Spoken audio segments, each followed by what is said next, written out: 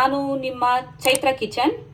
ಒಂದು ಆರೋಗ್ಯಕರವಾದ ಚಟ್ನಿ ಮಾಡೋಣ ಬನ್ನಿ. ಬೆಟ್ಟದ ನೆಲ್ಲಿಕಾಯಿ ಯೂಸ್ ಮಾಡಿಕೊಂಡು ಮೊದಲಿಗೆ ಬೆಟ್ಟದ ನೆಲ್ಲಿಕಾಯಿ, 1 ಸ್ಪೂನ್ ಕಡಲೆಬೇಳೆ, ಅರ್ಧ ಸ್ಪೂನ್ ಮೆಂತ್ಯ, ರುಚಿಗೆ ತಕ್ಕಷ್ಟು ಉಪ್ಪು, ಜೀರಿಗೆ, ಬೆಲ್ಲ, ಸಾಸಿವೆ, ಕರ್ಬೇವಿನ ಸೊಪ್ಪು, 4 ಒಣಮೆಣಸಿಕಾಯಿ, 4 ಹಸಿಮೆಣಸಿಕಾಯಿ, ಕೊತ್ತಂಬರಿ ಸೊಪ್ಪು, ಎಣ್ಣೆ.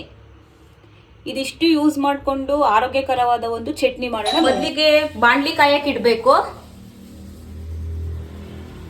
ಬಾಣಲಿ ಕಾದ ನಂತರ ಎಣ್ಣೆ ಹಾಕೋಣ. ಎಣ್ಣೆ ಕಾದಿದೆ. ಸಾಸಿವೆ,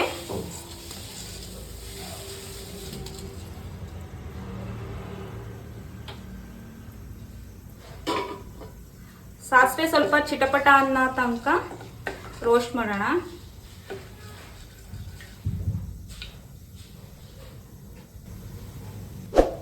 ನಂತರ ಜೀರಿಗೆ,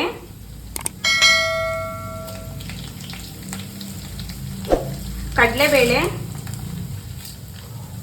ಮೆಂತ್ಯ,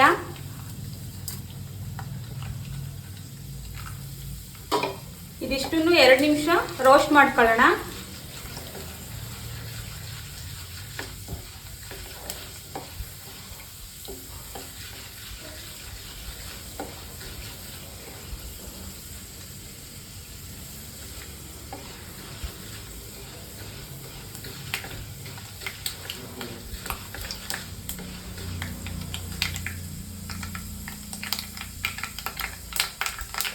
ಇದು ರೋಸ್ಟ್ ಆದಮೇಲೆ ಕರ್ಬೇವಿನ ಸೊಪ್ಪು ಮತ್ತೆ ಹಸಿಮೆಣಸಿಕಾಯಿ, ಒಣಮೆಣಸಿಕಾಯಿ. ಹಸಿಮೆಣಸಿಕಾಯಿನ ಮುಟ್ಬಿಟ್ಟು ಹಾಕಬೇಕು, ಇಲ್ಲಾಂದ್ರೆ ಸಿಡಿಯುತ್ತೆ.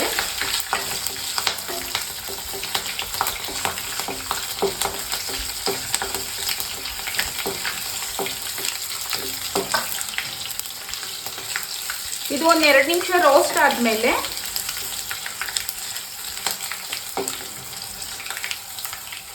ನಾನು ಬೆಟ್ಟದ ನೆಲ್ಲಿಕಾಯಿನ ಚೆನ್ನಾಗಿ ತೊಳೆದು ಕಟ್ ಮಾಡಿ ಇದರಲ್ಲಿರೋ ಬೀಜ ಎಲ್ಲ ತೆಗ್ದು ಕಟ್ ಮಾಡಿದ್ದೀನಿ.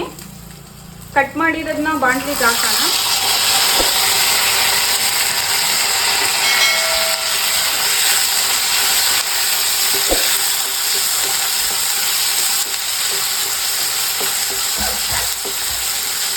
ಇವಾಗ ಸ್ವಲ್ಪ ಮೀಡಿಯಂ ಫ್ಲೇಮ್ ಮಾಡಿಕೊಂಡು ರೋಸ್ಟ್ ಮಾಡಬೇಕು ಬೆಟ್ಟದ ನೆಲ್ಲಿಕಾಯಿನ.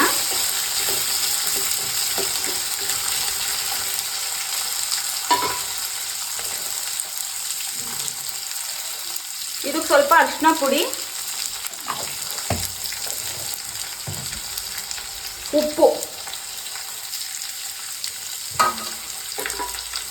ಇದಿಷ್ಟು ಹಾಕಿ ಫ್ರೈ ಮಾಡಬೇಕು. ಇದು ಫ್ರೈ ಮಾಡುವಾಗ ತುಂಬ ಘಮ ಘಮ ಅನ್ನುತ್ತೆ, ಚೆನ್ನಾಗಿರುತ್ತೆ ಈ ಫ್ಲೇವರ್.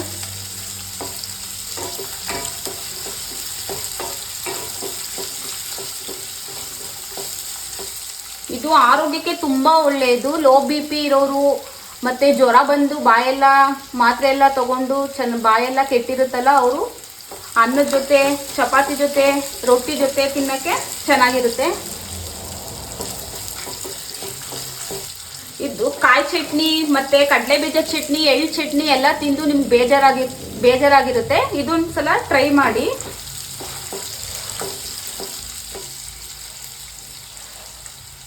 ಇದನ್ನ ಒಂದು 10 ಮಿನಿಟ್ಸು ಸ್ಲೋ ಇಟ್ಟು ಬೇಯಿಸ್ಬೇಕು.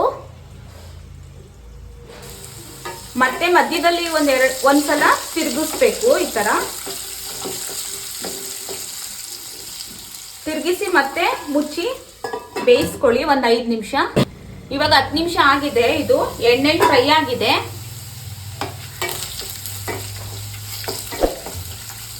ಇವಾಗ ಗ್ಯಾಸ್ ಆಫ್ ಮಾಡೋಣ.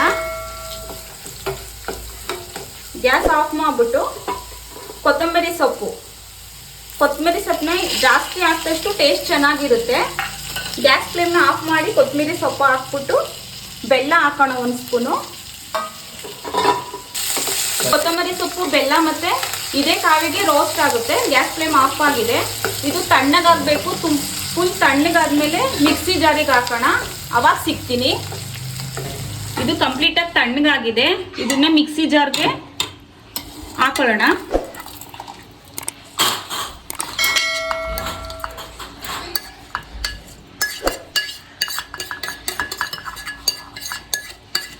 ಹಾಕೊಂಡಿದ್ದೀನಿ. ಇದನ್ನ ಹೇಗೆ ರುಬ್ಬೇಕು ಅಂದ್ರೆ ನೀರ್ ಹಾಕೋಬಾರ್ದು, ತುಂಬಾ ಸಣ್ಣಗೂ ರುಬ್ಬಾರ್ದು, ತುಂಬಾ ದಪ್ಪಕ್ಕೂ ರುಬ್ಬಾರ್ದು, ತರ್ತರಿಯಾಗಿರ್ಬೇಕು. ಇದನ್ನ ರುಬ್ಕೊ ಬರ್ತೀನಿ. ಇದನ್ನ ಈ ತರ ರುಬ್ಕೋಬೇಕು. ಇದು ಇವಾಗ ಊಟಕ್ಕೆ ಅನ್ನ ಜೊತೆ ರೊಟ್ಟಿ ಚಪಾತಿ ಎಲ್ಲಾದ್ರ ಜೊತೆನೂ ಚೆನ್ನಾಗಿರುತ್ತೆ. ಆರೋಗ್ಯಕರವಾದ ಬೆಟ್ಟದ ನೆಲ್ಲಿಕಾಯಿ ಚಟ್ನಿ ರೆಡಿ ಆಗಿದೆ. ಇದೇ ರೀತಿ ಒಳ್ಳೊಳ್ಳೆ ರೆಸಿಪೀಸ್ ಬೇಕಂದ್ರೆ ನಮ್ಮ ಚಾನಲ್ನ ಸಬ್ಸ್ಕ್ರೈಬ್ ಮಾಡ್ಕೊಳ್ಳಿ, ಶೇರ್ ಮಾಡಿ, ಲೈಕ್ ಕೊಡಿ. ಮತ್ತೆ ಸಿಗೋಣ ಮುಂದಿನ ರೆಸಿಪಿಯೊಂದಿಗೆ. ನಾನು ನಿಮ್ಮ ಚೈತ್ರ ಕಿಚನ್.